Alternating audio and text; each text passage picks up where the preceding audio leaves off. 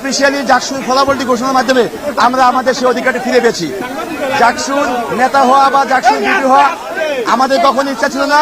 আমাদের ইচ্ছা ছিল শিক্ষার্থীরা 33 বছর যে অধিকার থেকে বঞ্চিত ছিল শিক্ষার্থীদেরকে সেই অধিকারটি ফিরে দেওয়া।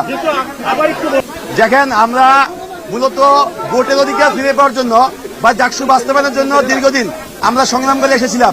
2013 সালে একবার জাকসু হওয়ার কথা ছিল, কিন্তু তখন তৎকালীন যে সরকার ছিল সেই সরকার জাকসুটি বাস্তবায়ন হতে দেয়নি।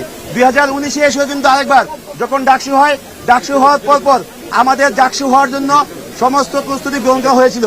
তখন যে তৎকালীন সরকার ছিল তারা কিন্তু সেই জাকসুটি বাস্তবায়ন করে দেয়।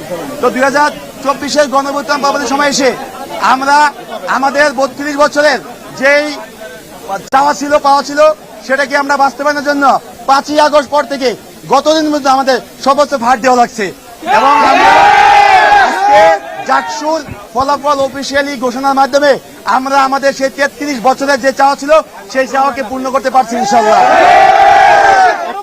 আমাদের কত হলো যে নির্বাচনে অংশ নেওয়ার জন্য হয়তো অনেকগুলো প্যানেল হয়েছে, অনেক প্যানেল থেকে হয়তো এখানে নির্বাচিত হয়েছে। ইসলামী ছাত্র শিবির থেকে এই 25টি পদের মধ্যে সর্বোচ্চ সংখ্যক তারা পদে জয়ী হয়েছে। আমার প্রথম কাজ থাকবে যে যারাই নির্বাচিত হচ্ছে সবাইকে নিয়ে দলমত সকলকে নিয়ে একসাথে একটা ইনক্লুসিভ জাহাঙ্গীরনগর বিশ্ববিদ্যালয় ইশতেহার যেগুলো আমরা দিয়েছি, আমরা হয়তো শিক্ষার্থীদের এমন কোন অলিক ইশতেহার দেয়নি যেগুলো আমরা বাস্তবায়ন করতে পারবো না। আমাদের শিক্ষার্থীদের চাওয়া পাই হলো আমাদের ইশতেহার। জাহাঙ্গীরনগর বিশ্ববিদ্যালয়ের শিক্ষার্থীরা যে সকল অধিকারগুলো থেকে দীর্ঘদিন বঞ্চিত ছিল, আমাদের প্রথম কাজ থাকবে জাহাঙ্গীরনগর বিশ্ববিদ্যালয়ের শিক্ষার্থীদের সে সকল অধিকারগুলো কি বাস্তবায়িত করা।